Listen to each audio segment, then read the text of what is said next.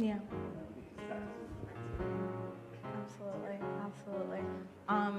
We're going to hop over to our chill group. They're going to give us a little bit of a debrief of what we've talked about so far, and then we're going to come back to our panelists with some questions. All right? Check. Testing 1, 2. Testing 1, 2. Can you hear me, Lexi? Testing 1, 2. Lexi, can you hear me? Can you? I can hear you. 1, 2. You can hear me? Yes, I can. So we are here in the chill room, chilling Mm-hmm. in the wilderness. Wow. In the forest. Wow. I'm here with 3 very interesting conversations over here in the chill vineyard.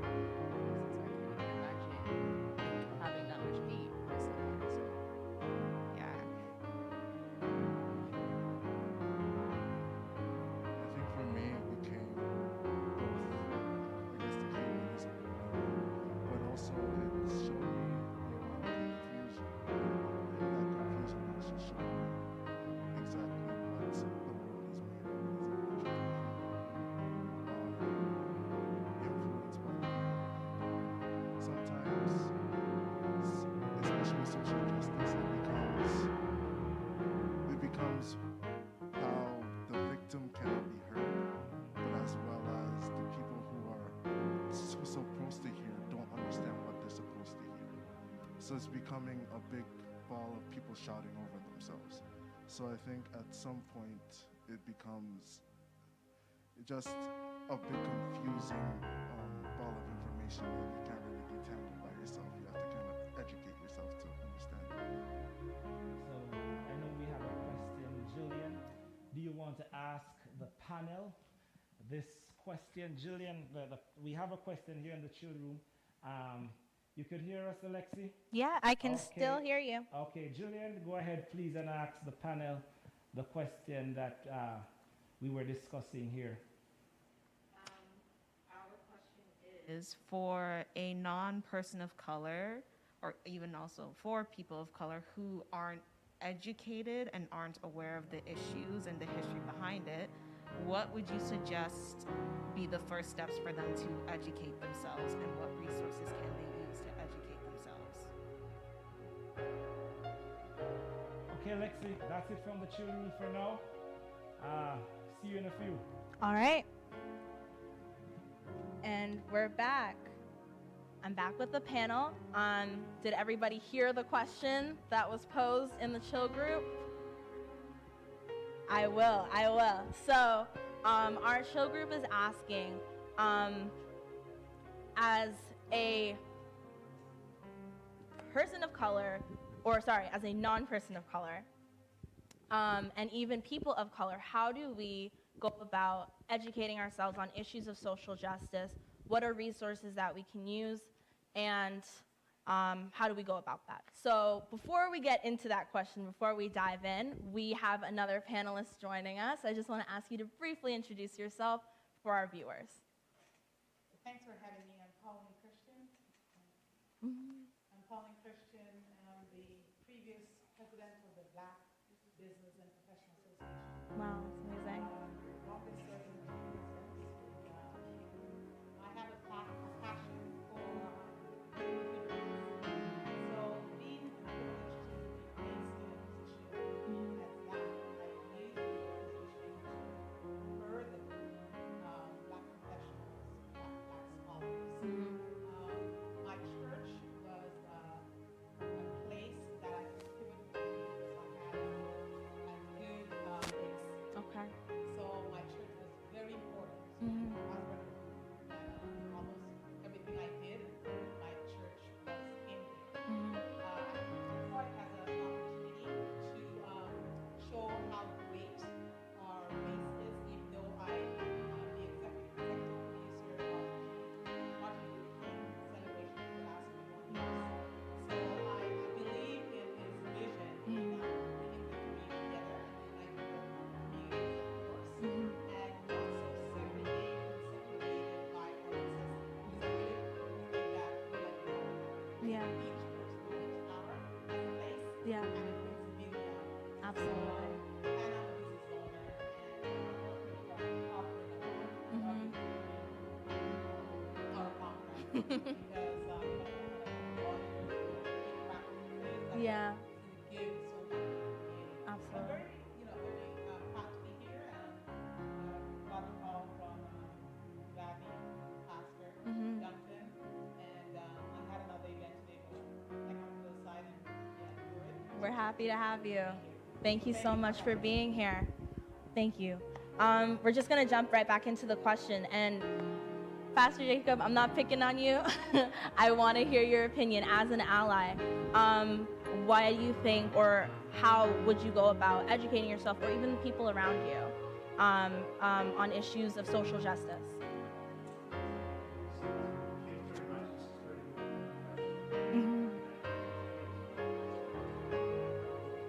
Yeah.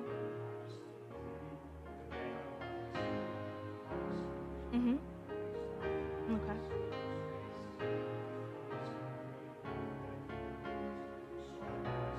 Okay.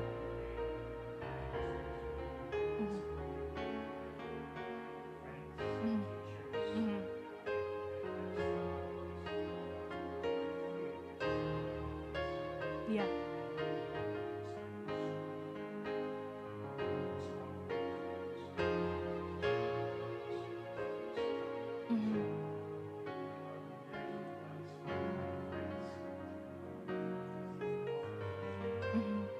To Canada. To be honest, before I was just reading that, watching the news and reading in the books, but when I came in Canada as an immigrant, I experienced another discrimination as somebody who didn't speak English, and no jobs for you, no experience, nothing. It was hard. I worked 3 jobs at one point. Wow. It was very hard so a lot of really hardship. But when I went to US, and when I traveled with a friend of mine who is Western Indian, and I remember we were at airport and security checking, and I was cleared easily, and they started giving him hard time. I reacted immediately. I Yeah. was almost surprised the way how I reacted, and he's begging, please, please don't do it. I said, no, this is not fair. And Yeah. he says, please, please, just let it go. I said, no, I cannot let it go. I was shocked to see. I witnessed myself. So then when I started working as a pastor here in Canada, I'm telling you, sometimes you cannot learn all about this social injustice, social justice from the news, from media. Yeah. So you need to really go there. And so what I happen to be, I will go and talk to my neighbors.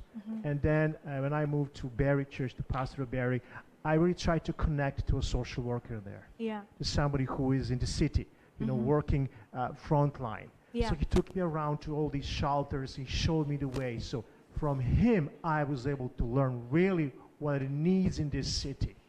And I was able to understand Yeah. the social portfolio on that community. So you really need to do a deeper job. Yeah.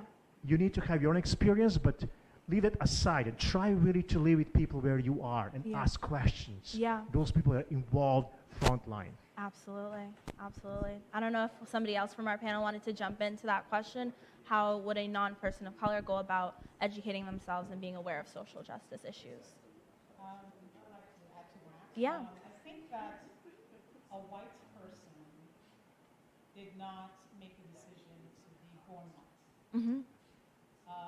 White person who's a privileged person, and many white people are privileged Mm-hmm. because of their skin color. Yeah. So I think it's important. I think the cheapest university out there is Google, Mm-hmm. right? Yeah. And then we have media, news. So we keep our ear to the ground, and I think that one needs to be intentional and deliberate. Yeah. If you really want to know about what black people are going through, Mm-hmm. and you know, Pastor Jacob, I see him as a brother, right? Yeah. You know, Yeah. I'm really impressed. He's an advocate for humankind and the special, you know, because as he told you, Yeah. the Air Force situation. But I think it's also important. And I think I just feel privileged to be here Mm-hmm. around now, Yeah. right? I'm a community activist, and I believe the importance of having equity amongst everyone. Mm-hmm. And the things that I endure, even coming up corporate Canada and made my way up. Yeah. And some people saw it as me being privileged. And then working in the community, Mm-hmm. I realized that there needs to be an understanding for us as a people. Now we have to strategically develop a plan to move forward. Yeah. And I think this time, this is the best time in my life that I can live. Because I think there is a silver lining and there's an opportunity to make an impact. Yeah. We haven't seen the dial move for a long time. Mm-hmm. Some of us, my brother with the city hall, you get the positions up. But at the same time, what I realized, and being seated in a privileged position as the president of a black national organization, I see where when we are seated in positions of influence as black people, Mm-hmm. I find that we forget why we're there. We think it's because we can add it to our resume. Mm-hmm. We can be viewed as a part of the upper, rank. And we forget that we're here to provide privileges and opportunities Yeah. for the underserved Yeah. and the vulnerables, right? And we tend to forget. So for me, and what I like, again, because I work closely with Osborne, we tend not to forget that. There's nobody and I have a lot of lawyer friends and judge friends, and nobody that gives of himself as this man. Mm. I have problems with people that even as a part of the presidency, having the 5 big banks of Canada, right, sponsoring us. And most times the people who are pushing to give us more funding are not our kind. Yeah. So I think work needs to be done within us, Yeah. especially people like us who are given privileged positions Mhm. to move that dial. Yeah. And we have to form allies with the people who made the system. We didn't create the system. Absolutely. The system isn't broken. The system was created to make sure that we are marginalized. Yeah. So we have to make sure that we form allies with influencers, people in government. So it's one thing, to make our statement, but we can't dog too much because it's human tendencies. Yeah. If we dog too much, then we can't get into the boardroom to talk to them.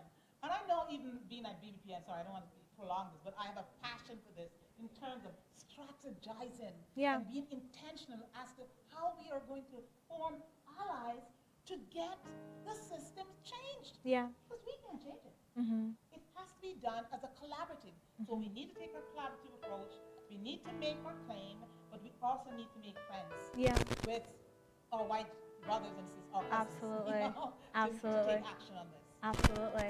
And what you said is so important. I feel like the first step is always having that conversation, opening up that conversation. And just quickly, I want to bounce to Jabari on how we start to have that hard conversation.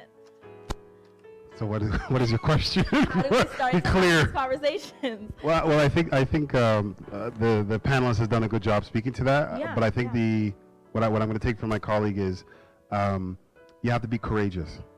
I spoke to one of my key conversations I ever had was with one of the leaders of the Black Lives Matter movement 3 years ago, and I asked her, what could I in City Hall, as a person of color, as a younger person trying to make a move, what could I do from the halls? And her key answer was just be more morally courageous. So it wasn't like a do this, do that, do this playbook. It's just when you have an opportunity, say something. Yeah. Don't think you made it and don't say anything. Don't think if you don't push, they're not going to listen. Yeah. I've been around all of these folks for a long time. I'm not going to be the noted person, but the community knows who I am. Yeah. Because I'm always kind of in the back poking and pushing and helping people to kind of step to that corner. Yeah. But I think being morally courageous is the first step. And the second piece is just making sure that you're truly listening to what's going on. Because the question was, what do we need to do? Well, the answer is we need to listen. Yeah. We need to hear that it's an opportune time. We need to hear that there are people that we may look at and say, not part of the community, but when you hear the example he gave from home, he's actually got the same lived experience as we do. Absolutely. Right? So it's really about listening and kind of hearing what the next step is. Yeah. If that's the easiest answer to the question is just be morally courageous. Absolutely. Thank you so much for that. We're going to take a short break. This is UpSurge, where the surge is always. Oh, we're going to bounce back to the chill room. We're bouncing back to the chill room. Actually, folks, I'm sorry. Hello? Hello? Hi, I can hear you. Hello? Yep. Lexi? Yep. Are you there? I could barely hear you. I can barely hear you.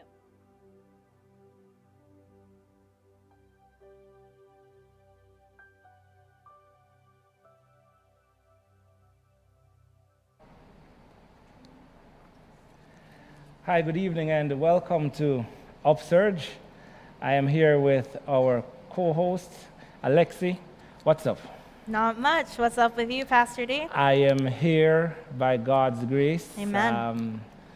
We were here this morning, Sabbath morning. I'm sure you were. I saw you online. Yeah, it was an amazing program. You know how I love music, Praise so this week was definitely a week for us music lovers. Yeah. So, And guess what? Every month end, we are looking at doing something like that because That's awesome. with this whole pandemic, Yeah. when we make it to the end of the month, it's something to give God thanks for. Amen. Guess what, Lexi? We are at our final show for the season. I can't believe it. Time goes by quickly. It's So really fast. true when Yeah. we're having fun. Yeah.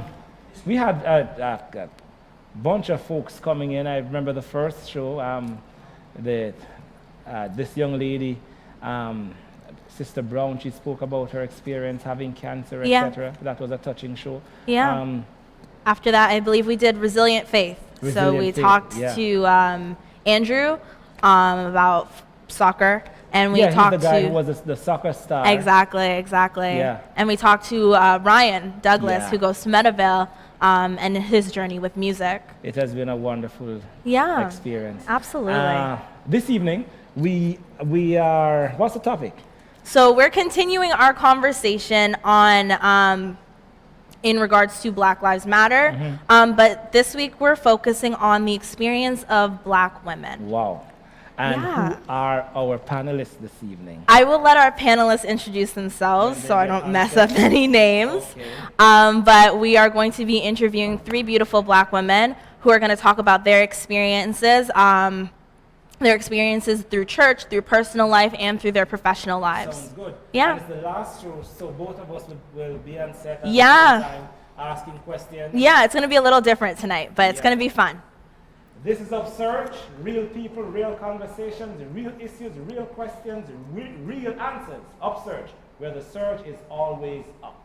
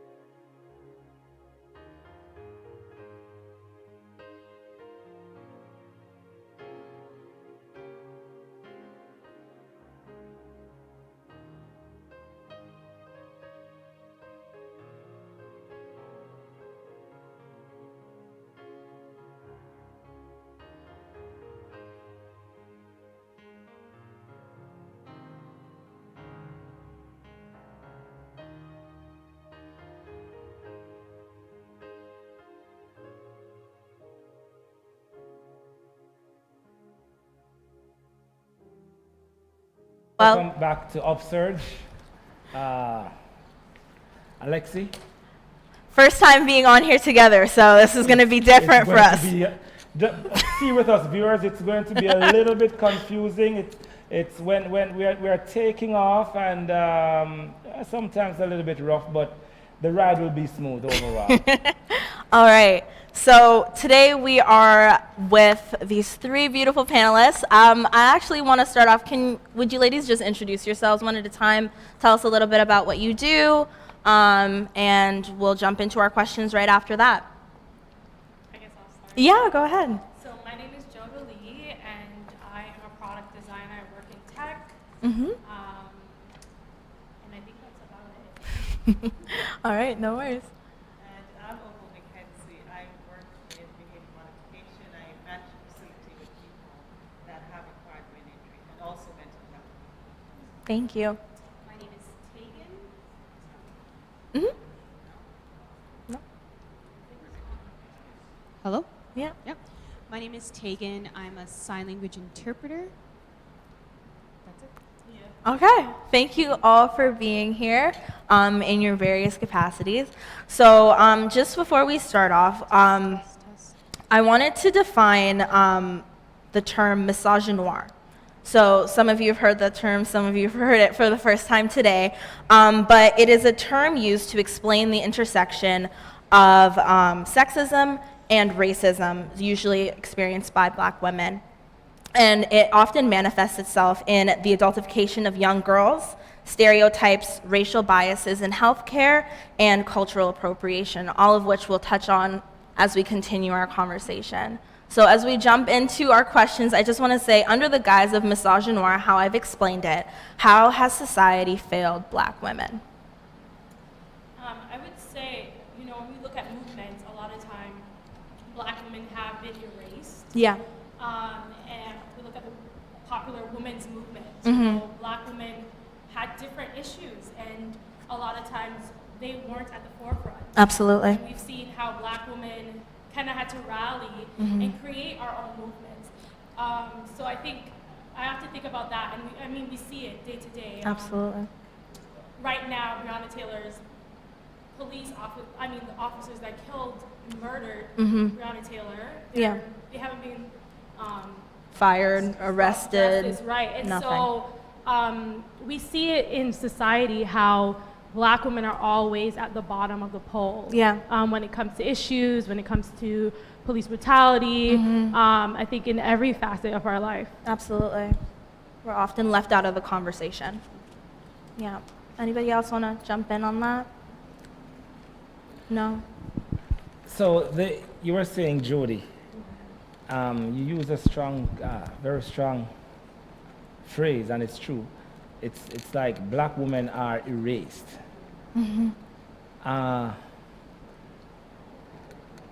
Tell me, how do you feel as a young, black, thriving individual? Experiences that you would have had that would lead you to this conclusion that black women are erased, or people are trying to erase black women? That's a good question. I think, so as little girls, I think that a lot of times there's a lot of pressures that are put on black girls, you know. Since childhood, there's a lot of stereotypes that we learn of. And I remember someone saying to me, you know, as black women, we have to work 10 times harder. And I think that statement right there proves the journey of a black woman and how in every facet of our life, we have to work 10 times harder. You know, we are battling not only sexism, we're also battling racism as well. And so that's two things. I think someone said, if we are able to dismantle those systems, then we would dismantle all systems, because sexism and racism are the systems that have created all of this. Policies, laws. I see bubbling I over. think even the challenges that black women face, you know, in society, because Jody Lee mentioned just growing up and hearing these conversations that you have with your parents or your grandparents, as a matter of fact, saying that as a black woman, you need to do that better. You need to prove yourself more, because the chances are you might be single as a single black woman, and you need to be able to manage yourself. So I think that the pressure comes from a very early age, you know, growing up as young black women. And I think that's what the problem is. You know what, Lexi, we have to go back to that point later on in the show. Yeah, what she said a while ago, that they were telling you that as a child that it's the possibility is high for you to end up being a single mom. I also wanted to add, I feel oftentimes what Jody was mentioning before, that black women are usually in the nitty-gritty. We're usually in the foundation of starting things, whether it be movements or organizations or what have you. But we're not often the ones marketed to. We're not often the ones as the face of things. So I think that's what your question is touching on, right? Like, how are we erased? It's the fact that we are putting all of our blood and sweat and tears into something for our own people, but oftentimes it either gets rebranded or it gets sold to a company who sees our vision and wants, and you know, like, in many respects, their intuition and their goal is to kind of like elevate and to promote the things that we're doing. But in that practice of doing that, they erase us by rebranding or by just not including us in the promotion or anything, right? Absolutely. Like, you've seen so many examples of that happening, and I think that's really what the erasure comes down to. It's our work, but it's not often like marketed. We're not recognized to us. It's not often profited by us. Right? Absolutely. I remember watching this movie, and I can't remember it. The movie slips me. These three black women that did the NASA thing. Hidden Figures. Hidden Figures. Yes. Right. And that really resonated with me. Absolutely. You know, to say that these women, Catherine. Catherine, worked so hard, but yet they were in the background. Yeah. How they were treated. Yeah. And you know? they were erased from history. Exactly. A lot of black women have been erased from history, and I'm going to jump in and answer some questions too. I feel like this is an important topic. We're often erased from the media, or if we are in the media, it's in a certain role, it's in a certain character that we play, and we can't stray from that. And I would also say that a lot of the times, the decision making, we're not in those rooms. Yeah. We're not at the table a lot of We're times. not. Like, I work in a field in technology where there are a lot of men, Yeah. right? And when it comes down to decision making, looking at our target audience or creating how we're gonna design something. Yeah. A lot of times we don't even think beyond that the consumer could be a black woman. You know what I mean? Absolutely. So it's important for us to be in those spaces Mm-hmm. because then we can make decisions Yeah. that further show that black women are not a monolith, right? Mhm. We have so many different things. and Absolutely. We can be voices and carry other black women into those spaces as well. So black women, of course, aren't monuments, and your grandmother tried to tell you that you are a monument. First, Opal, when your mother, your grandmother told you that, how did you feel? I think that kind of drove me, Okay. you know, to be resilient and to work hard, knowing full well that this could be my life, you know. So the pressure was there on me to work hard.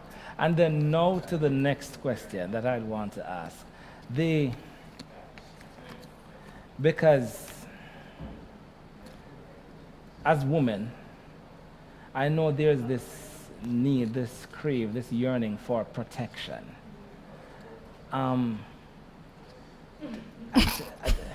Yeah, I would. yeah, I want to go let you ahead, go finish, ahead. but I was going to say something. I was like this. No. mm. I'm really hearing you. And it's strange, right? Because nowadays, when you ask, that question is asked, that's now the reaction. That's the reaction. Yeah. But the reality is, women were wired, really, to be protected. But because of how society has thwarted things, you learn this level of resilience and strength. You move away from that. But do you believe that black women are being protected enough by black men? Can I start? Yeah, sure. I just want to first say that I don't think that it's a urge that we have. I don't think it's a desire. Like, we don't grow up thinking, I need to be protected. Someone protect me. I'm going across the street. Can you protect me? Yeah. That's not a feeling I had growing up. Yeah. But I do think that is a result of the world that we live in. And I think that it is a necessity because of not only society, and in this conversation, I know that we're going to use society, that word a lot. Yeah. But I also think it's really important to name things for what they are, call them out, and for men, especially black men, to take accountability, right? Like, Yeah. we often need protection because we're not protected first, right? It's kind of like what is it called? Anyways, we need protection. We need to be protected because no one's looking out for us, right? So yes, it's society, yes, it's the system, all of those things, but it's also down to your immediate household, right? How we speak of black women, how we raise black How we women, parent. how Yeah. we parent. So, like, I think even in that example, right? Like, I don't think, you can correct me if I'm wrong, I don't think when Auntie Opal heard that, she was like thinking of it in this mindset that she has now, right? It was different culturally. It was understood differently. But now, we understand how important it is for black women to be protected because many of the ways that we experience violence is at the hands of black men or men in general, right? And because of that, and because that lack of accountability, because of their lack of desire to protect their own, that's why we need to be protected. Absolutely. And I think it comes from how boys are wired, taught, and how Socialized. girls, right?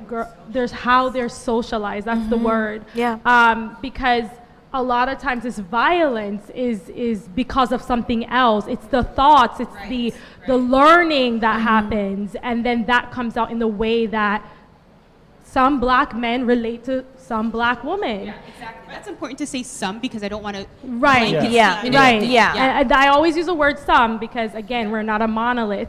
But I remember reading when Asata Shakur she talked about the family in the house, and that really stood out to me. She said, you know, in the 70s, as a black child, when you saw your black mother going out to work and your black father going out to work, and you looked at the ads on TV, you saw a black woman talking about they had on their little dress and the refrigerator, the new refrigerator, and she was like, I don't know what that is.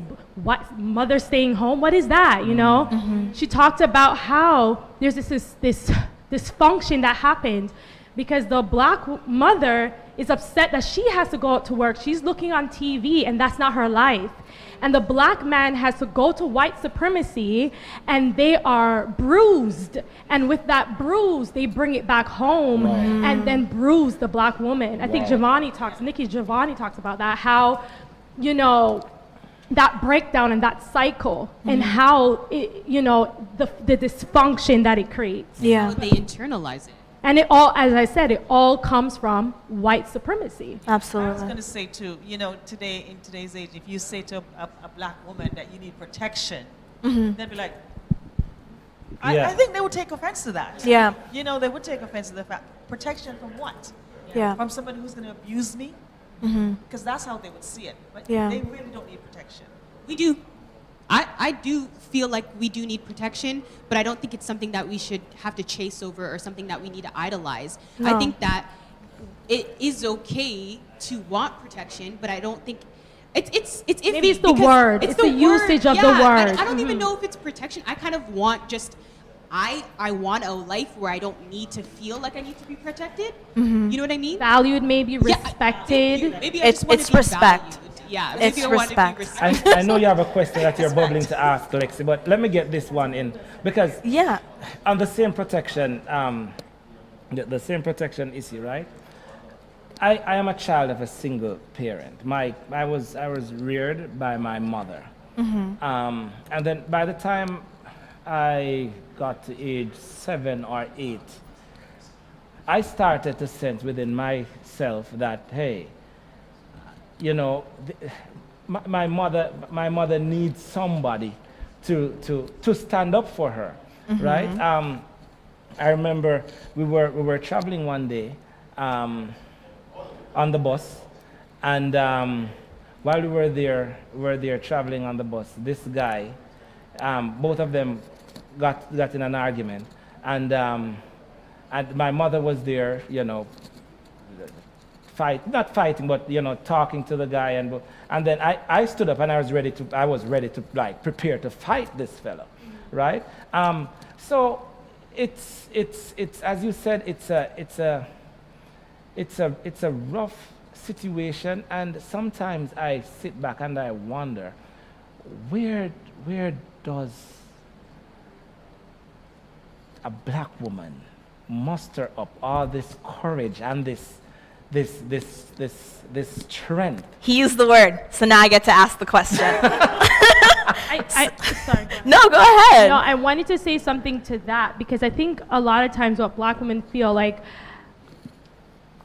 we want to protect our black men. I think that's what it is because we know what the justice system will do to our black men. Absolutely. And a lot of times we suffer because of the protection of black men. But the thing is that sometimes that's not reciprocated. Like I've heard that I would rather deal with the abuse than call the police on my black man.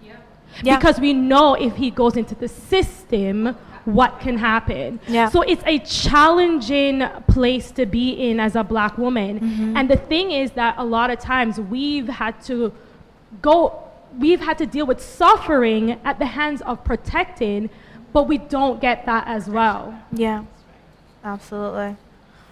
My question was going to take us in a whole different direction. So is there anything else we wanted to say to this topic before we... Okay, so we just talked about black women mustering this resilience and this strength. So to that specific word, do you feel that the title of the strong black woman is problematic?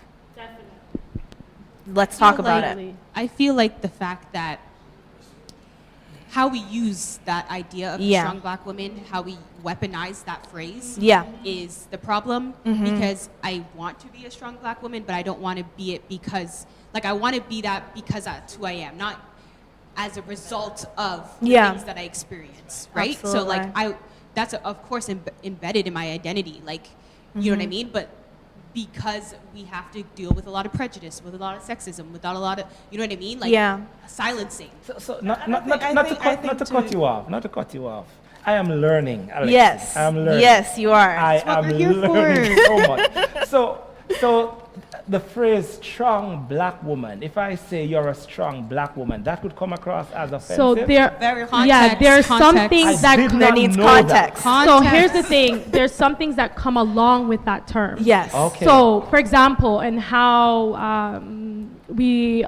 how we show up in the healthcare system, right?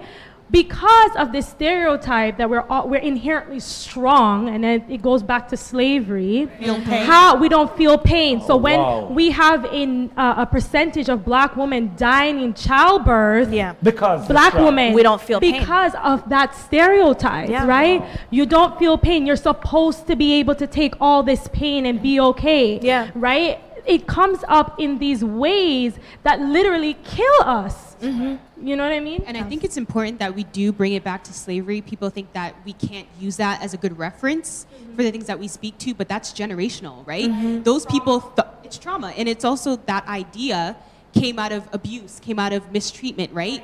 It came out of the fact that, like, I could, survival, I could Yeah. have a child, I could go work on the field right after, I could do all of these things. And you saw that with your eyes, so you built that stereotype. But that wasn't out of nature, that's out of circumstance. That's out of, you know what I mean, right? Absolutely. So just because we have that intuition, or just because we were in that situation where we had to, you know, grab ourselves by the bootstraps, doesn't mean that every single black woman is so strong to deal with these things, Or right? inherently strong. Inherently strong, Yeah. right? It's not a gene that we pass down, so- even though it's something we're proud of. I'm proud to be strong. Yeah. To come from a lineage of strength, Of because strong that's why black we're women. here. Yeah. I'm proud But of that. that stereotype can create harm. It silences. I've had personal experiences where I was, okay, so for example, when I was in high school, when I just graduated high school, I was having a lot of pain in my joints, right? In my ankles, my knees, my wrists, and I was 17, 18 It's years like old. you're strong, you could take it. That's what happened to me. I went to at that time, right before I turned 18, I was still able to go to Sick Kids, right? So I went to Sick Kids, I went to my family doctor, I went to 3 Wow. other doctors that were recommended to me because I had so much joint pain, and everyone was taking blood tests. They were telling me, like, oh, you're fine, until I went to an arthritis specialist who told me I had arthritis. And even that, it was like, do I have arthritis? You know, like, Yeah. all my blood work from all these other places are saying that I don't have arthritis, but you just see me once, you ask me my symptoms, and you just write up this, you know what I mean? It's just like, all my experiences previous to my diagnosis was erasure, was just silencing, was like, you know, like, okay, well, you're gonna be okay, you're too young for this. There was I'm no not cutting you off. gentle or So care in the healthcare system, like Yeah. dealing with doctors and I had Yeah. to go and to 6 nurses, places. like Yeah. that's the experience of Yeah. a black woman in the healthcare And system. that leads back to what I was saying about how we need to be in these spaces Yeah. as well, because having black doctors, and I mean that's a whole other subject yeah. about how there's systems that don't allow people to get to that point. Yeah. But we need to be able to take up these spaces, right? Because those prejudices are showing up in healthcare and in other areas as well. And just having representation is it's not just a little thing. It's also the fact that we have an intuition, we have a lived experience, a shared lived experience, that if I went to another doctor, they might have said, what's your living arrangement like? Are Yeah. you living in a basement? Is it damp? Are you Yeah. under a lot of stress? Because Yeah. it's an inflammatory disease, so it's gonna, flare up So when you're... because you're black, you're living in these they assume Well, that you're living in these conditions. No. or- I'm just saying, okay. like, someone who was black, if they asked me, Okay. I'm just saying that another black person may be more inclined to not just deal with my illness or what And was dismiss perceived you. on the surface. They would Yeah. ask me some questions. You know what I mean? I'm just saying that in my experience in healthcare in that situation was definitely very rushed. Okay, well, we are halfway through the show. We have to take a break right now. okay. On the next side of the break, viewers, we're going to talk about talk somewhere. We want to know Yeah. what the church, how does the church view black women? What has been the experience of black women in the church? It's a very interesting discussion this evening. Stay tuned. This is UpSurge, real people, real conversations, real questions, real answers. UpSurge, where what happened, Lexi? The surge is always up.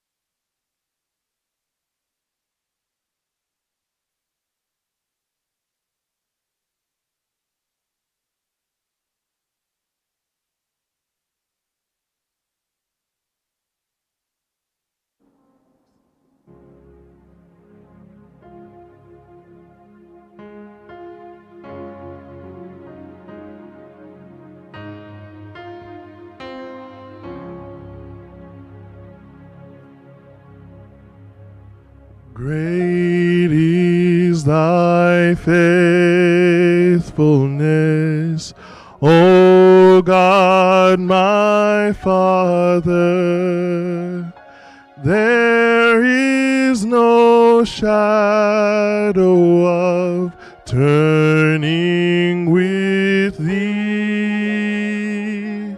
Thou changest not, thy compassions, they fail not. As thou hast been, thou forever wilt be. Great is thy faithfulness, great is thy faithfulness. Morning by morning, new mercies I see. All I have needed, thy hands have provided. Great is thy faithfulness, Lord, unto me. Summer and winter and springtime and harvest, sun, moon, and stars in their courses above,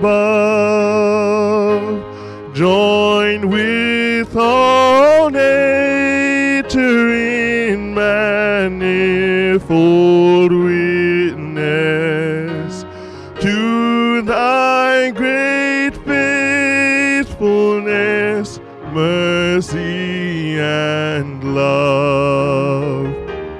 Great is thy faithfulness, great is thy faithfulness. Morning by morning, new mercies I see. All I have needed, thy hands have provided. Great is thy faithfulness, great is thy faithfulness, great is thy faithfulness, Lord, unto me.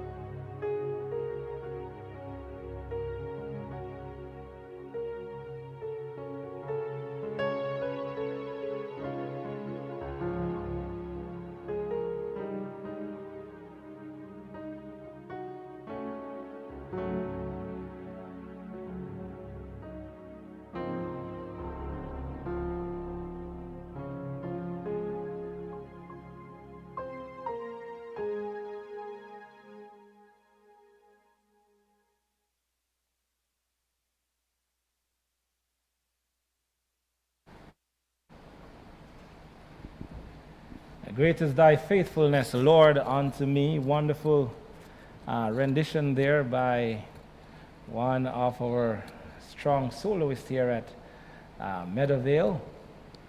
We thank God for his ministry.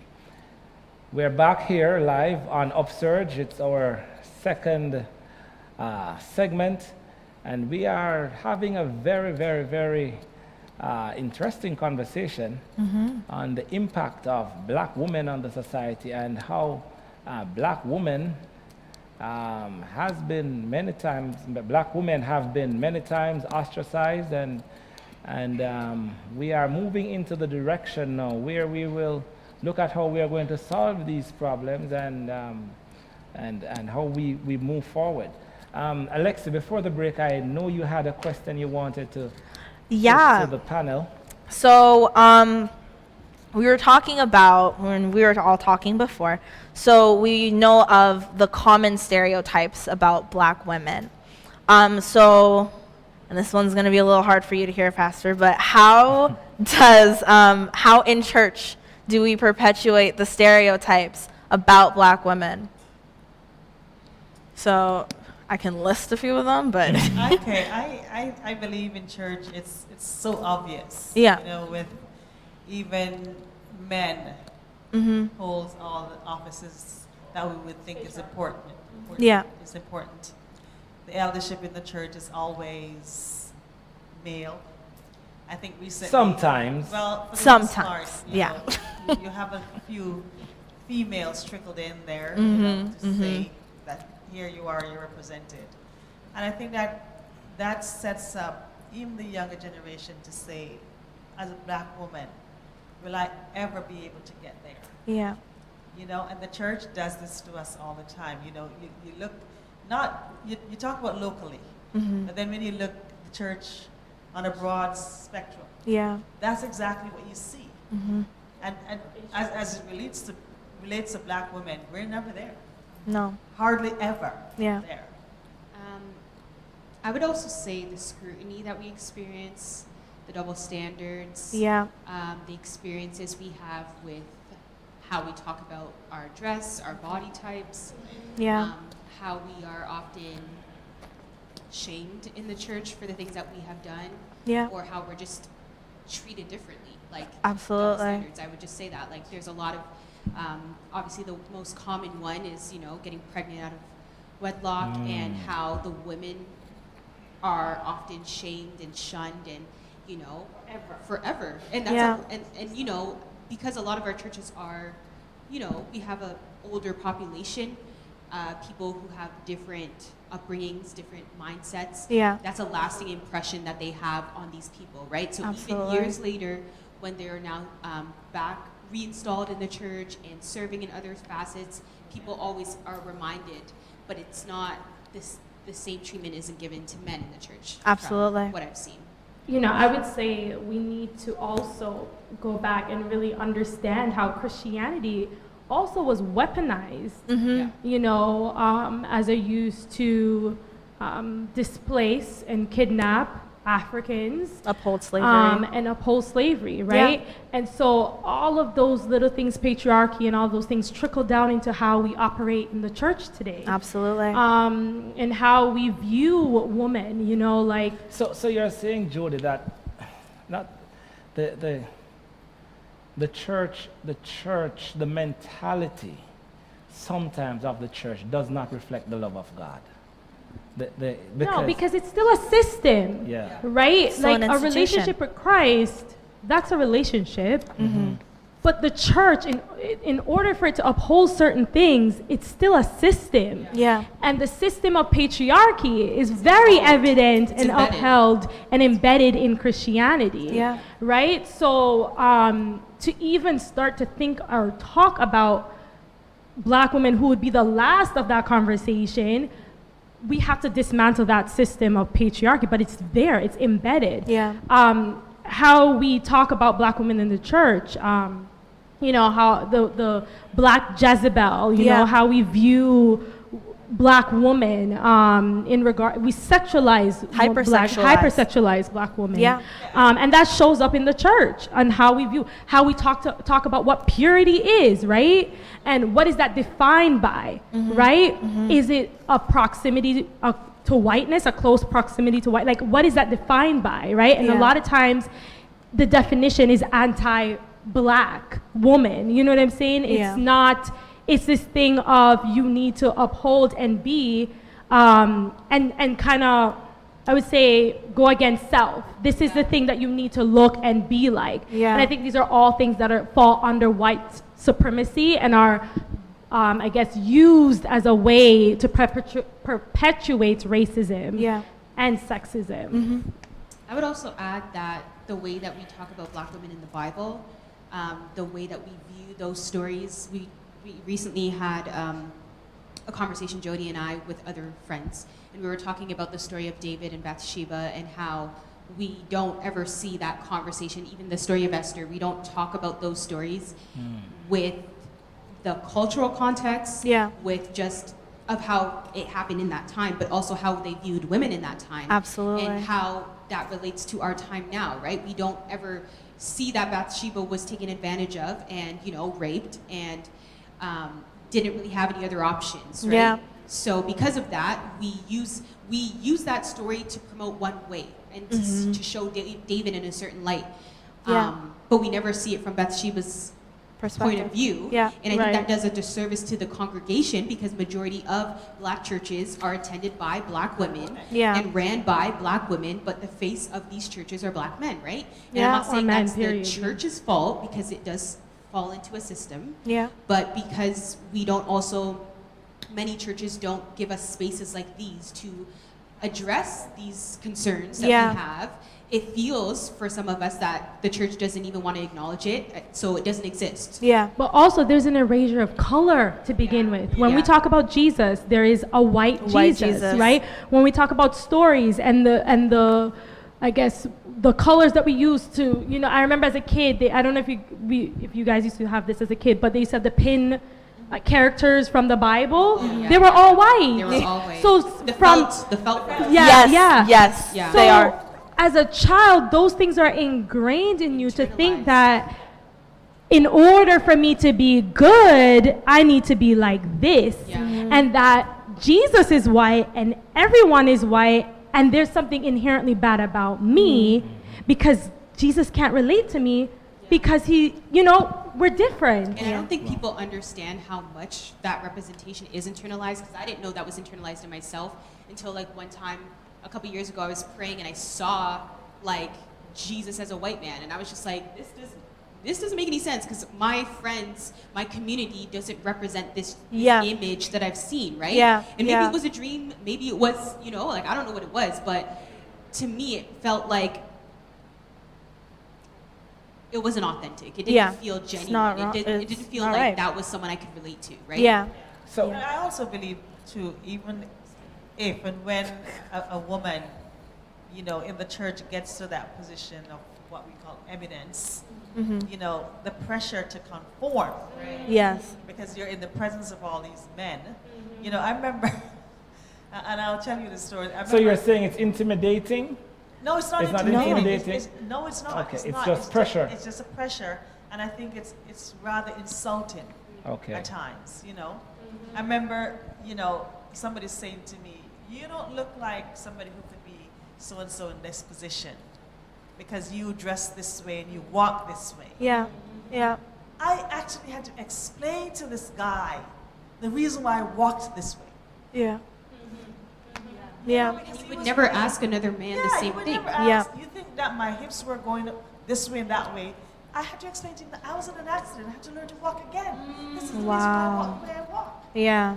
But these are the pressures Yeah. that black women have to face. And I'm sure if it were a woman of another color, that would not happen. It would be accepted. Absolutely. My mind goes back to the woman caught in adultery.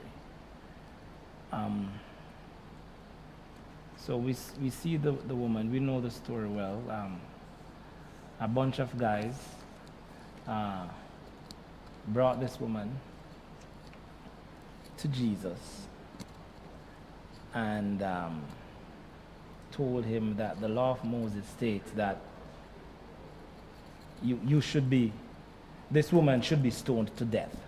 This is the law of Moses. Yeah. But she did not commit adultery by herself. Absolutely. She couldn't have committed adultery by herself. And then now, when we go further down in Scripture, we know that chapter well. Jesus ministered to her and wrote on the ground and the Yeah. sins of the other men, and they all fled and all of that. And she was delivered and she started to live right. She found peace in Christ. And then there's a party now at a house.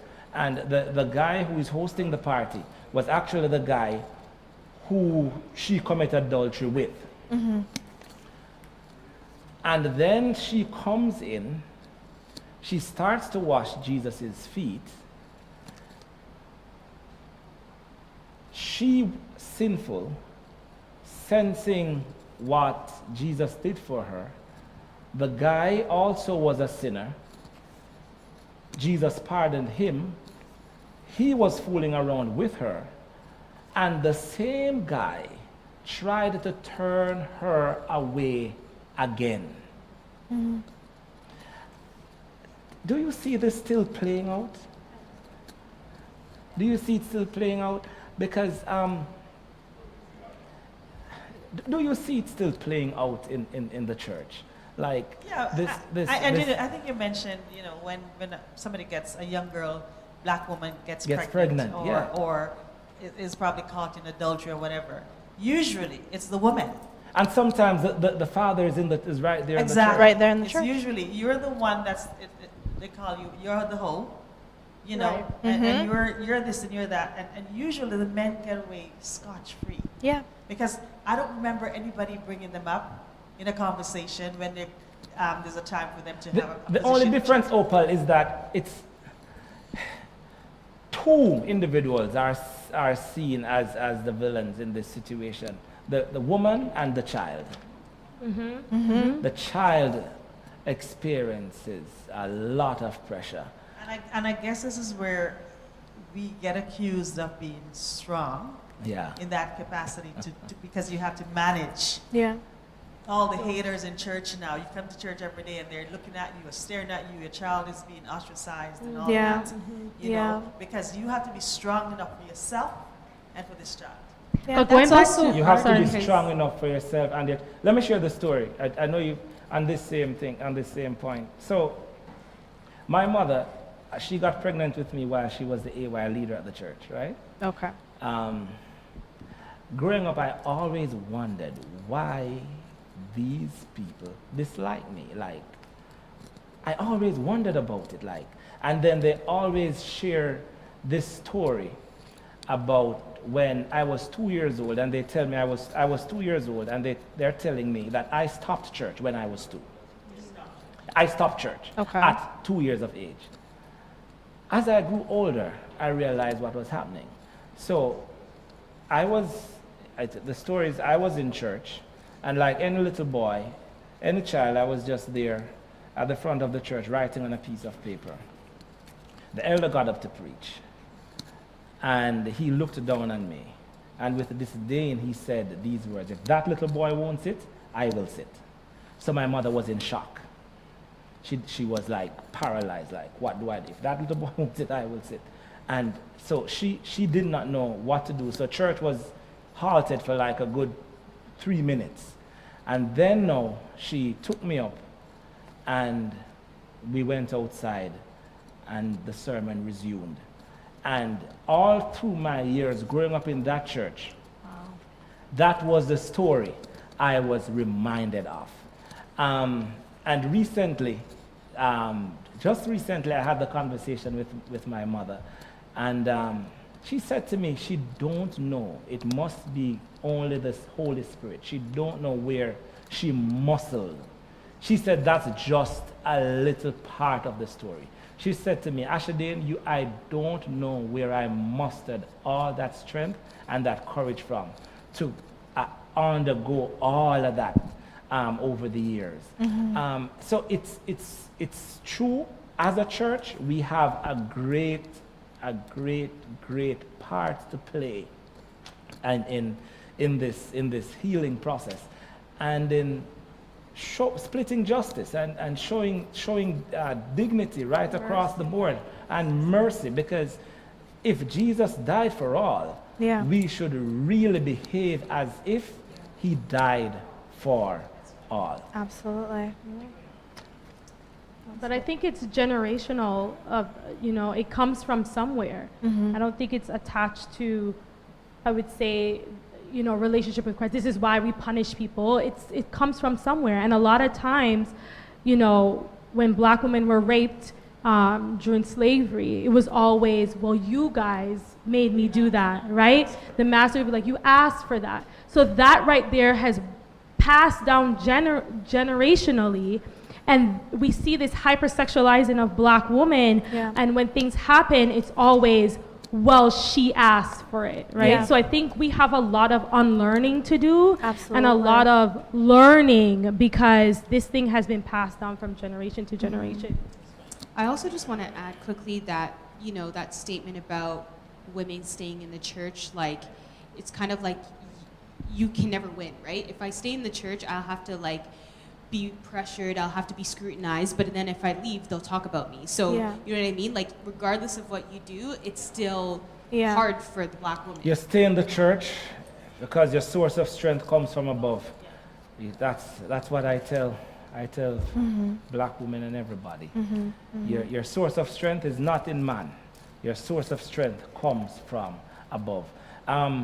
I know you have a question there, Lexi, but It's burning. Yeah, It's go an ahead, itching go ahead, question. go ahead. So we just talked about this. We talked about the ways that women are scrutinized in certain situations in the church, but let's talk about the adultification of black girls in the church and how that works towards this hypersexualizing of black girls, because it happens. So it literally states the adultification of black girls, it's usually within the ages of 5 to 14 that we are deemed adults. We are deemed to understand matters about sex and things way beyond a 14-year-old's comprehension, but we are deemed adults in that age bracket, 5 to 14. You have a 5-year-old, Pastor. when you said that a while ago, I thought about my two girls. Yeah. 110, 15. Yeah. When you said that. And the world sees them as adults. My heart. And I think that's just really sad because we don't allow black women, black children, black girls Yeah. to be girls, We just to can't. have their innocence, Yeah. right? Like they go through puberty and it's like we don't allow them to just develop naturally. We No. have to shame them for Yeah. the way the things that they have no control over, Yeah. or we have to take accountability for the things that our friends are doing or our brothers are doing. Yeah. We are often seen as the persons who have to discipline. Yeah. Because your mom knows, I know your mom, and your mom would never let you do that, so make sure you don't let them do that. And it's like, you never speak to boys the same way that you speak to girls, Absolutely. right? But they also forced into adulthood at an early age. Absolutely. Because, you know, I think as a single mother, most times you have other siblings that you're left to take care of while Yeah. your mom goes to work to make sure everything else is kept in place. Wow. Yeah. So you are forced into this lifestyle. Yeah. And To I start think- thinking like a woman before Exactly. time. Absolutely. And that's why a lot of young children, young girls, you know, men will approach them because they look the part. They look like they've been hardened, Yeah. you know, and Yeah. they look older than they really look because they worked because they had no other choice. And so this idea of young women in this capacity, that's where it starts from. Yeah. This is Mothers had no other choice but to allow them to take up some of the responsibilities why they filed. And, you know, and to what Auntie O said, I think also this is a very complex and layered conversation. Absolutely. But when you talk about why the mother has to leave and have 6, 7 jobs, right? Yeah. That's a system. That's Absolutely. a system why, Just keep, yeah. you know, it's a cycle, right? It's a cycle. And Yeah. so when we're talking about something, there's something else that we have to talk about as well. And so I think while we're talking about these things, we also have to talk about the systems and how these Absolutely. systems create these different things, right? So it all goes in together. Absolutely. We are out of time, Lexi. No. We are out of time. So we have to jump to this last question. It's hard. It's painful. At times unbearable. What word do you have for a black woman out there watching this show, single mother, a teenager, someone who is on the verge of giving up, and they need a word of hope? Of course, Lexi, next season we will have to do parts 2 to this show. Yes, because absolutely. There is so much. There's we so bring back much. this panel, and there's so much more for us This to was the talk tip about. of the iceberg. Just Yeah. the tip of the iceberg. Because I Absolutely. also have another question that is burning inside. of Mm-hmm. me. But what word of encouragement do you have? Because of God's grace, 3 of you here are, for the want of a better word, better phrase, strong, dynamic black woman. Strong in the Lord, courageous, outgoing black woman. I can see that. What word do you have for black women watching this show? You too, Lexi. I want a word from you also, from 4 of you. I'll start with you, Jody. I know you asked for an encouragement for black women, but my encouragement, I'm going to take your question and twist it a little bit. Okay. My encouragement would be for, because I think it starts with parents sometimes, Yeah. but I think there's a lot of unlearning that our generation, the generation before us, need to do. And we need to re-educate, especially our boys, in how we parent our girls and our boys. Yeah. So for me, a lot of times growing up, because I went to Adventist school, I had Adventist education since I was a kid, and a lot of those kids grew up to be adults. So I've seen them grow, and a lot of the things that they grew up with was because of parenting, the ideas that they have and how they perpetuate it. So I think it's very important for parents to do a lot of the unlearning, but also educate their boys and their girls, because I think that's where it starts, and education is very important. I would say my advice would be to any girl or woman listening that your feelings are valid, that your intuition, you should listen to it. That, there's a lot of times where we're in spaces where we feel uncomfortable, we feel silence, we feel like no one's listening to us, but we sometimes feel othered in our experience. We feel, it's just one having this experience, so I don't want to talk about it. I don't want to shake the room, right? Yeah. But I think a lot of liberation, a lot of freedom, a lot of education, a lot of, learning, a lot of life, a lot of love comes from uncomfortable conversations like these, and just, asking questions. I was the kind of person growing up that I didn't do enough of that, and now that I'm older, I'm seeking that for myself because I get a lot of validation out of it, and honestly, that does impact your mental health. I know we didn't get to touch on it today, but sometimes we just need to know that we're not the only ones going through it, and also that, it is valid, like it doesn't matter if your experience is the only experience you've had, it's valid, and it's definitely important to the conversation, to the greater conversation that we're having. Yeah. I would say as a black woman, you need to know who you are. Because people will try to put you in a different mold everywhere you go. Yeah. And, you'll have all these issues, all these challenges going on in your mind as to who am I, and everybody wants you to be something else. Just be courageous and know who you are. Yeah. That's be you. Just be you. All right. I guess my word would be that for the black women out there watching, you don't always have to be strong. You don't always have to be strong. It is okay to cry. It is okay to lean on others. And like you said, we're not alone in our feelings. We're not alone in our experiences.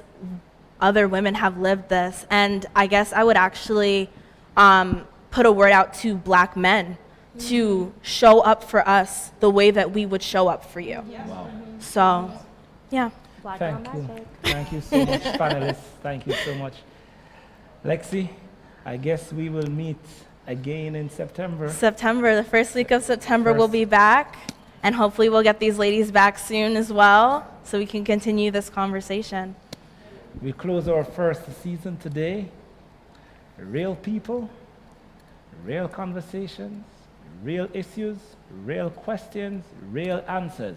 UpSurge, where the surge is always up. It's a wrap. We're out.